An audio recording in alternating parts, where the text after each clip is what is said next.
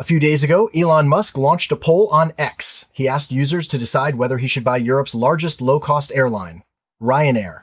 He also posted a very Musk-style provocation. He wrote, "Should I buy Ryanair and put someone actually named Ryan in charge of the company?" The moment that dropped, public opinion exploded. Some people were convinced Musk was serious this time. Others said he was just joking and playing with memes. Some were just there for the drama. Others were worried about Tesla's stock price, because this whole setup looks a lot like the playbook he used before he bought Twitter. Hi everyone, this is Money Stories. Musk and Ryanair CEO, Michael O'Leary, have been arguing for days. The latest twist is that Ryanair jumped on the free publicity and launched a Great Idiots promotion. O'Leary even said with total confidence that Musk could never buy Ryanair because of nationality issues. He even said Musk was welcome to invest. Reality really is that surreal. But gossip is gossip. This is also a good chance for us to practice .com analysis. So in this episode, I want to break down this whole drama. We will go from physics, to law, to economics, then to strategy and psychology. We will sort out all the underlying logic. At the end, I will give a probability estimate. How likely is it that Musk will actually press that Buy Ryanair button? The estimate will probably be wrong. Just treat it as part of the fun. Let's start with the story. How did Musk and Ryanair even start fighting? The trigger is actually very simple. Ryanair refused to install Starlink in-flight internet on its fleet. Ryanair's CEO, Michael O'Leary, is the kind of person who does very precise math. His background is in accounting. In an interview, he said very directly, installing this thing would increase fuel burn by 2%. For a company whose annual fuel bill is over 5 billion euros, what does 2% mean? It means burning an extra 100 million plus euros of fuel every year. You can imagine his tone, something like, "Your gadget doesn't make me money, and it makes me burn hundreds of extra fuel trucks worth of fuel every year. Why on earth would I install it?" Of course, Musk did not accept that. First, he posted on X and said O'Leary had been misled. Then the SpaceX engineering team joined the fight. Starlink's VP of Engineering, Michael Nichols, clarified on social media. He said Ryanair was quoting data from old geostationary satellite antennas. Those needed a big hump-shaped fairing on the fuselage. For that old system, a fuel penalty close to 2% was indeed possible. But Starlink uses a new generation flat phased array antenna. For a Boeing 737, the fuel penalty is only about 0.3%, maybe even less. What is the difference between 2% and 0.3%? Imagine you thought you had to carry an extra large suitcase stuffed with clothes. Then you find out you only need to carry a thin laptop. The difference feels huge, right? So here's the question.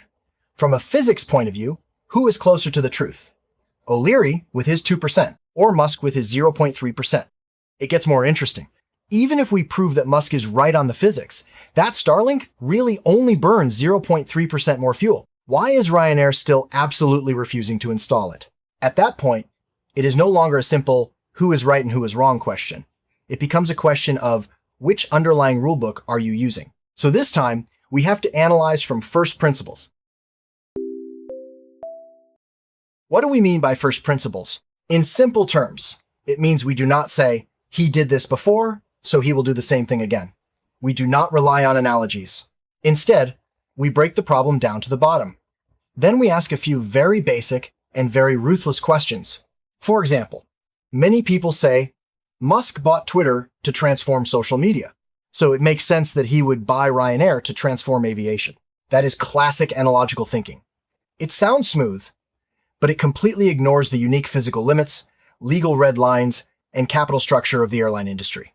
First principles thinking does the opposite. We do not ask, what did he do before? We ask four things. First, the physics, aerodynamics, fuel and battery energy density, the effect of antennas on airflow, do the laws of nature allow it? Second, the law, EU aviation regulations, nationality restrictions, sovereignty boundaries, do they allow it? Third, the economics, capital efficiency, opportunity cost, industry returns, is this a good use of money? Fourth, behavior and strategy. What does Musk actually care about? His vision, his personality, his ecosystem. Does it fit with a company like Ryanair? Only when we understand all four layers can we seriously answer three questions. Does Musk want to buy it? Can he buy it? And even if he can, is it worth buying? Later, I will give a concrete probability estimate. What is the chance of a full takeover? What is the chance of a minority stake plus deep cooperation? And what is the chance that nothing happens at all and we are left with trash talk and market noise? Let's start with the physics. There are two questions here. First, when can electric planes actually replace fuel-burning planes? Second, how much extra fuel does a Starlink antenna really make a plane burn? Let's start with the bigger question of electric planes. A lot of people have an intuition. Electric cars are everywhere now, so electric planes should be the next logical step. Musk himself has said he wants to build an electric plane. He just does not have the bandwidth yet. That intuition is wrong in terms of physics. The core problem is energy density. What is energy density? It is how much energy you can store per kilogram of fuel or battery. Jet fuel has an energy density of about 12,000 watt-hours per kilogram. The best lithium batteries today are around 300 to 400 watt-hours per kilogram. Do the math. The raw energy density of jet fuel is about 30 times that of batteries. Some people will say, wait, electric motors are much more efficient than jet engines. A jet engine has a thermal efficiency of about 30 to 40%. Most of the energy is wasted as heat. An electric motor can reach 90% efficiency. If the efficiency is 3 times better, does that close the gap? Let's calculate. Effective energy from fuel, 12,000 times 30%. That is 3,600 watt-hours per kilogram. Effective energy from a battery, 400 times 90%. That is 360 watt-hours per kilogram. Conclusion. Even after you include the efficiency advantage, the effective propulsive energy density of fuel is still about 10 times higher than that of batteries. But that is not even the most fatal problem. The real killer is the mass penalty. Fuel-burning planes have a huge physical advantage. They get lighter as they fly. At takeoff, the tanks are full. As the plane flies, it burns fuel. The plane gets lighter. Efficiency actually improves over the course of the flight. In aerospace engineering, there's a formula that describes this effect. The Breguet range equation. What about electric planes? When the battery is empty, it weighs the same as when it was full. You have to carry that dead weight for the entire flight. You carried at takeoff. You still carried at landing. What does that mean? If you want an electric plane to carry 189 passengers and fly a typical Ryanair route of 1,200 kilometers, using 400 watt-hour per kilogram batteries, the plane would have to be enormous and extremely heavy. So big and heavy that it might not even be able to take off.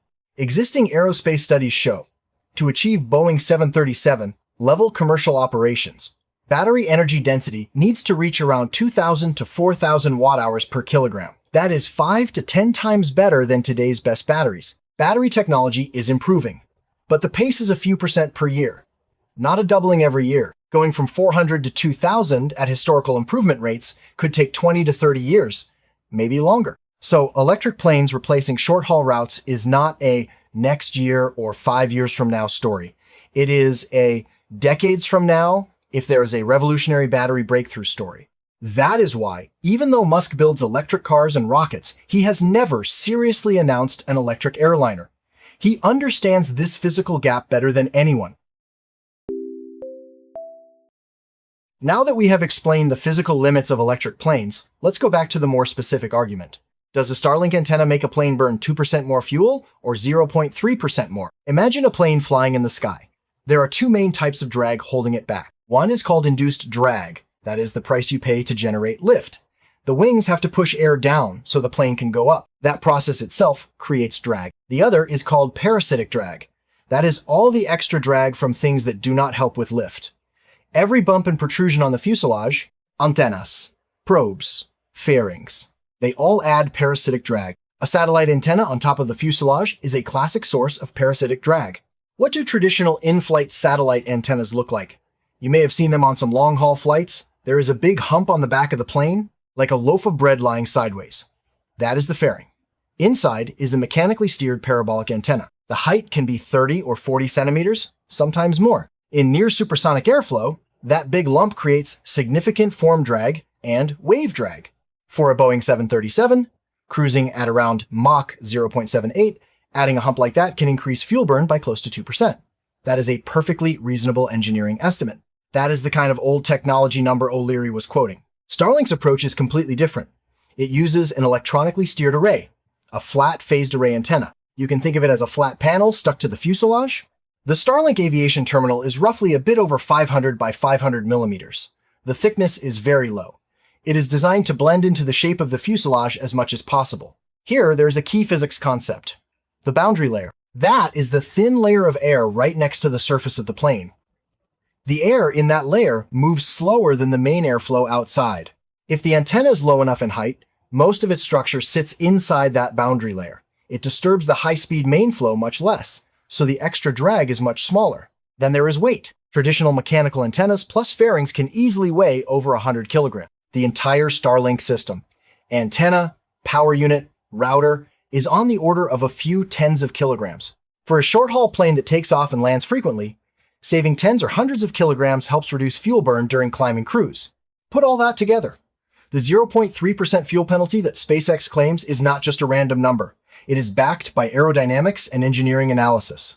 Independent aerospace assessments also think this order of magnitude is credible, especially for a plane like the Boeing 737. We can do a very rough but intuitive calculation to turn that 0.3% into real money. A 737 burns a bit over 3,000 liters of fuel per hour. 0.3% of that is less than 10 extra liters per hour. At roughly $0.8 per liter of jet fuel, that is an extra $7 to $8 per flight hour. If a plane flies 10 hours a day, that is $70 to $80 a day. Over 365 days, one plane burns an extra $20,000 to $30,000 of fuel per year. Ryanair has about 600 planes. 600 times 20 to 30,000 is over $10 million of extra fuel per year. And that does not include hardware purchase, installation, maintenance, and downtime costs. So from an aerodynamics and engineering perspective, Musk's 0.3% is much closer to the truth for this new technology than O'Leary's 2%. So we are back to the question. If Starlink is more advanced physically and the fuel penalty is small, why is Ryanair still not interested? To answer that, we have to move from physics to business logic. We have to understand Ryanair's cost fundamentalism. Ryanair's business model can be summed up in one sentence: ultra-low fares and ultra-aggressive cost-cutting. It is not just a normal low-cost carrier. It treats saving money like a religion. Its average flight time is only about an hour and a half. That means most passengers get on, buckle up, maybe nap a bit or watch some offline content, then they land. This is nothing like an 8-hour transatlantic flight. On these short routes, passenger demand for in-flight Wi-Fi is much lower than on long-haul flights. More importantly, Ryanair's passengers are extremely price-sensitive. Many of them will wake up at 4 a.m. to catch a flight just to save 20 euros. Will they happily pay 10 euros for 1 hour of Wi-Fi? That is a big question mark. Let's restate that 0.3% fuel burn in Ryanair's own language. One plane burns an extra $20,000 to $30,000 of fuel per year. Multiply by 600 planes. That is over $10 million. Now add hardware and installation. Each set of equipment is in the $100,000 range. 600 planes means around $60 million. Then add maintenance, software subscriptions, and the cost of grounding planes for installation and checks. All in, for a company whose profit margin is already very sensitive, this is a big chunk of meat. For a full-service airline, this cost can be recovered through business class, frequent flyer programs, and brand premium. You give business travelers reliable high-speed Wi-Fi, they are willing to pay hundreds of euros more. Ryanair has no business class, no fancy lounges. Its entire model is to push ticket prices to the floor. It is very hard to turn these extra costs into extra revenue, so they are pure profit erosion. So you can see the essence of this conflict. Musk starts from physical limits. He thinks his product is already extremely efficient. 0.3% is an engineering miracle. O'Leary starts from unit cost. He thinks any weight that does not directly generate revenue is a sin. Engineer thinking and finance thinking are misaligned. Add the fact that both sides love to talk tough on social media.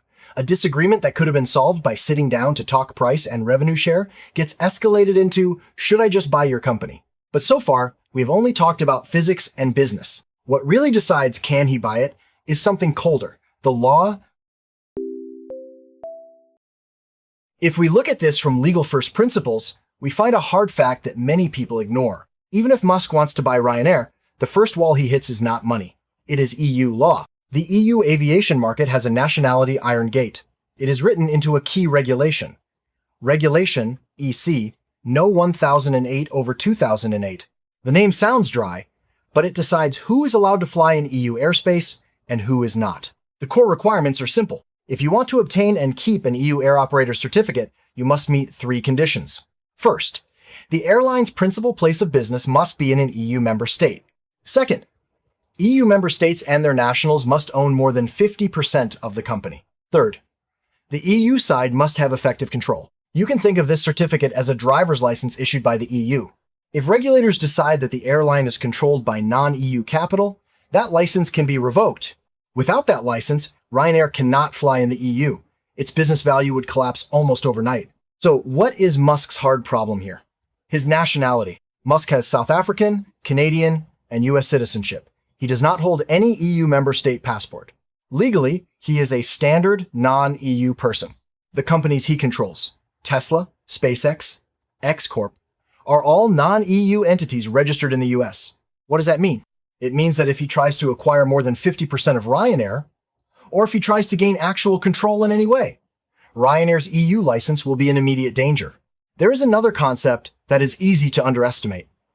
Effective control. It is not just about owning more than 50% of the shares. EU regulators look at whether you can exert decisive influence over the company. For example, can you veto the annual budget? Can you decide who becomes CEO and who gets fired? Can you decide what planes to buy and whether to install Starlink? If you can do that through shares, agreements, loans, board seats, or even public statements that make it clear you are the real boss, then in the eyes of regulators, that is non-EU control. Imagine an extreme but vivid scenario. Suppose Musk only buys 49% of Ryanair. Then he posts a long thread on X. I am going to fire O'Leary. I am going to force the entire fleet to install Starlink. What do you think EU regulators will conclude? Do you think Lufthansa and Air France will sit quietly? Or will they immediately file complaints? Once someone asks for a control investigation, regulators will look at whether Musk has de facto control. If they decide he does, even with less than 50% of the shares, Ryanair's license is at risk. This is not just a theoretical scare. There is a real-world precedent. Brexit. Before Brexit, UK shareholders counted as EU shareholders. After Brexit, the same people suddenly became non-EU shareholders overnight. As a result, airlines, including Ryanair, saw their non-EU shareholding ratios spike toward the red line. Ryanair reacted very aggressively. It stripped all non-EU shareholders, including UK investors, of their voting rights. It also restricted non-EU investors from buying ordinary shares. They could only buy non-voting restricted shares. All of this was to ensure that, in legal terms, the company remained EU-controlled.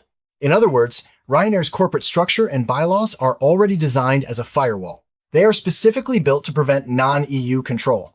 If Musk tries to force his way in, at best he ends up with a pile of restricted shares, with no voting rights. That is not real control. So, from legal first principles, the path for Musk to fully acquire and control Ryanair is almost dead. Unless two almost impossible things happen, either the EU makes a special exception for him and changes the rules, or he builds an extremely complex legal and political structure to get around ownership and control tests. Both of these have probabilities so low that we can basically ignore them. Physics and law have already hit Musk with two heavy blows.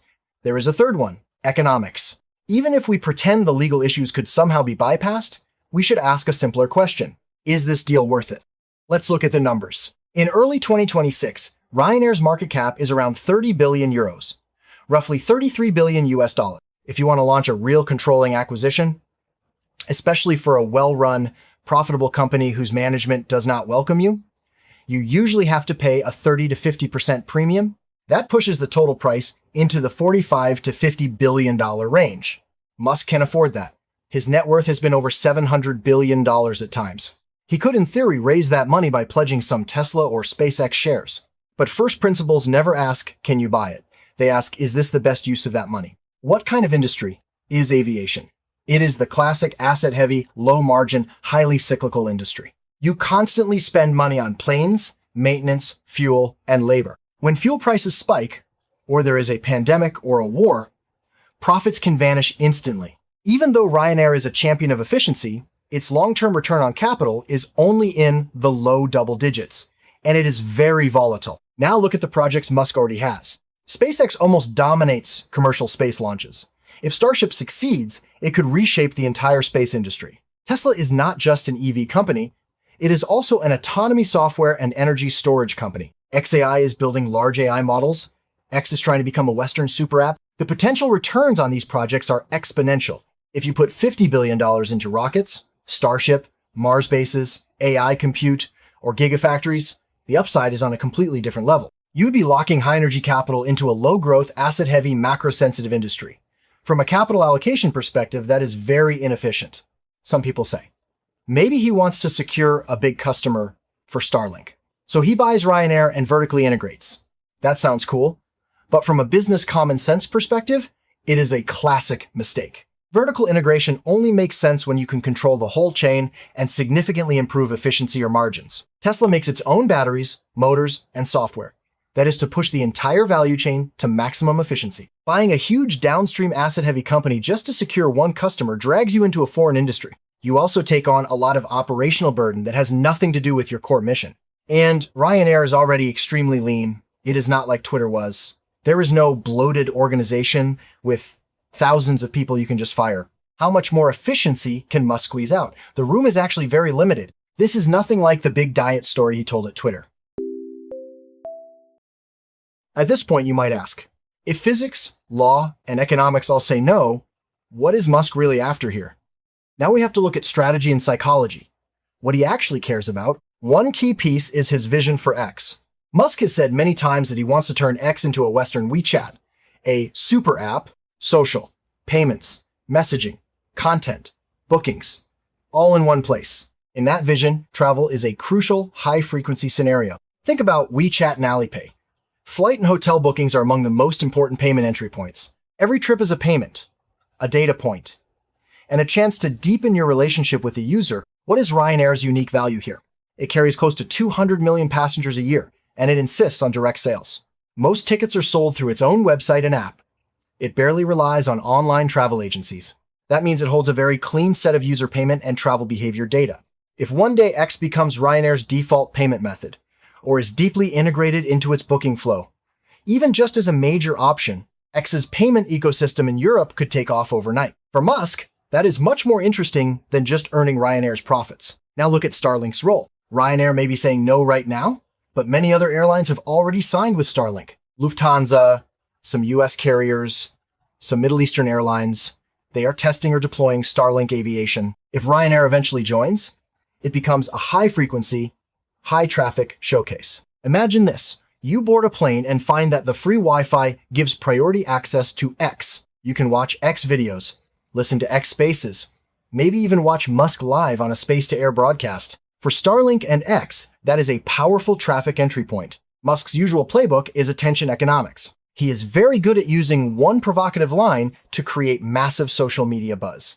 By throwing out "I should buy Ryanair" on X, he is effectively giving Starlink Aviation and X free advertising. He makes everyone talk about two questions. Should Ryanair install Starlink?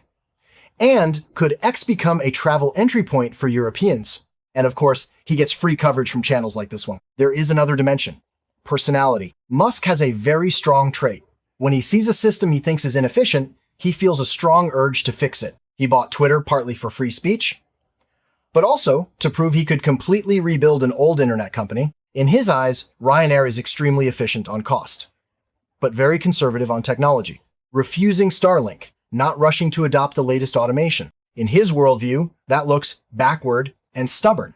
On a psychological level, the thought, fine, I'll just buy it and fix it myself, fits him very well. You can almost picture what he imagines: Optimus robots handling ground operations and baggage, self-driving cars shuttling passengers, Starlink giving every flight high-speed internet, but impulse is impulse.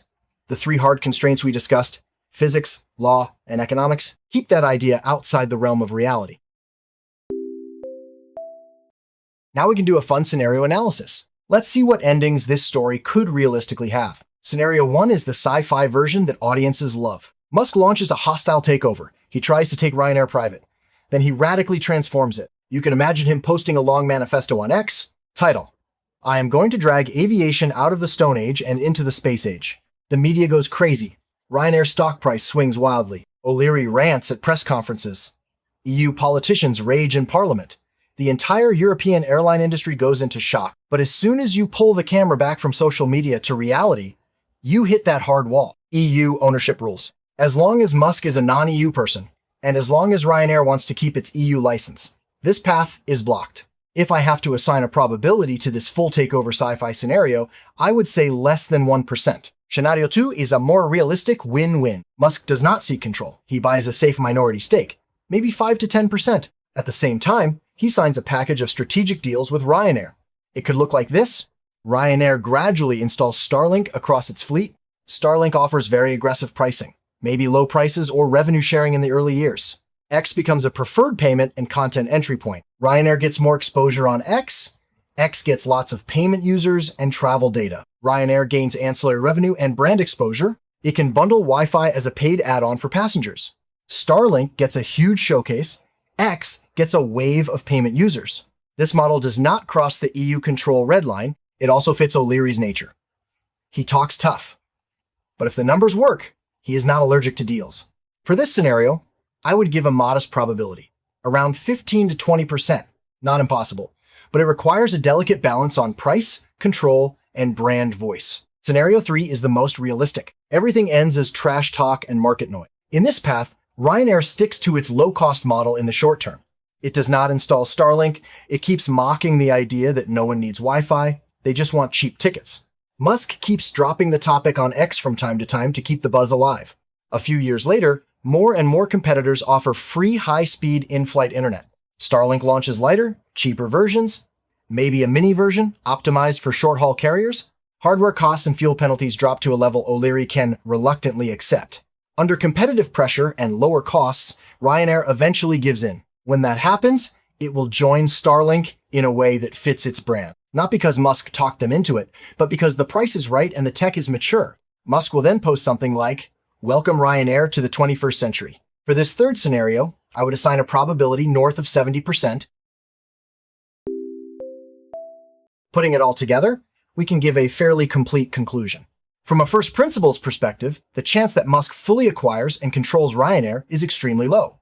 On the physics side, battery energy density realities mean that, for at least the next decade, buying a traditional fuel airline to realize an electric aviation dream is not realistic. You cannot just swap fuel tanks for a few tons of batteries and expect a fuel-designed Boeing 737 to fly safely and efficiently. On the legal side, EU ownership and control rules create an almost insurmountable barrier for non-EU individuals. Musk's nationality is a fatal flaw here. Ryanair's corporate structure and bylaws are designed as a firewall to prevent any non-EU capital from gaining effective control. On the economic side, pouring tens of billions into an asset-heavy, low-growth, highly cyclical industry is a poor capital allocation choice. Compared with his high-growth tech projects, aviation is, in academic literature, almost a capital-destroying industry.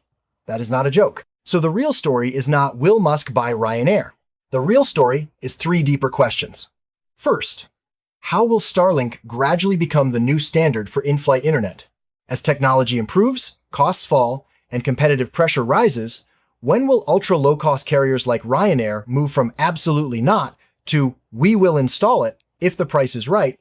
Second, how will X use travel scenarios to evolve into a super app? Once X connects flights, hotels, and airport services as high-frequency payment scenarios in Europe, what will its payment and data ecosystem look like? Third, how will tech accelerationism and extreme cost-cutting keep colliding in the real world? Musk represents a drive to rewrite the rules with technology.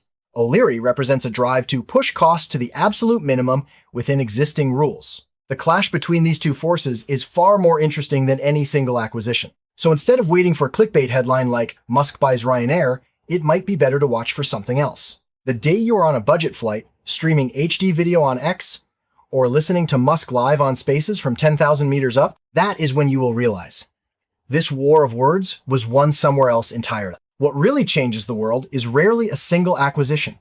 It is the technologies and institutions that quietly rewrite the underlying rules.